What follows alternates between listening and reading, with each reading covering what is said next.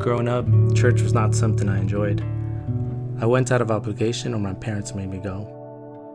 So after high school, I completely stopped going and what little faith I had started to dwindle. In 2004, I went to a party with some coworkers and got really drunk. After that party, I was accused of a serious criminal offense. It affected my immigration status and I questioned God. Why would God let this happen to me? Where was God when I needed Him? I found myself wondering if God even existed, and I eventually turned away from God completely. In 2012, Cally and I got married, and then we had our son in 2013. A year or so after my son was born, I felt like I had gone into a deep depression. It's like all I could think of was my immigration status and how it would affect my family if something happened to me. All the questions I had about God in the past came back again, and I refused to believe in Him or turn to Him. I remember one day Cally asked if I wanted to find a church to start attending.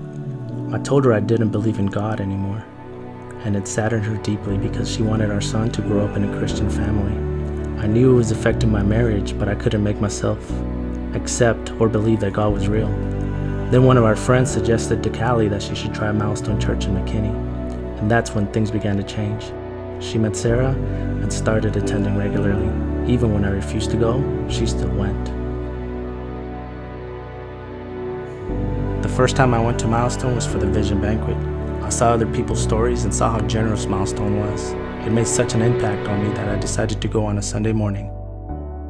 I kept going to church, and after a few weeks, Chris asked me if I wanted to join a small group. Once again, I was hesitant to join anything dealing with religion. I thought about it for a while and decided to give it a try. I met with Chris once a week and eventually went to Discovery 101, and that's when my life truly changed. I accepted Jesus as my Lord and Savior. I surrendered my life completely to Him. After accepting Jesus, I noticed a big change in my life. I noticed that I could handle bad situations better.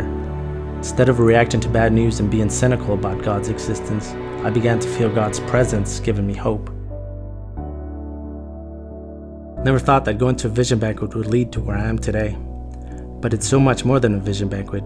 It was a church filled with people who genuinely cared about me, my wife, and my son. And through them, I met a Savior who is more real than I could have ever imagined.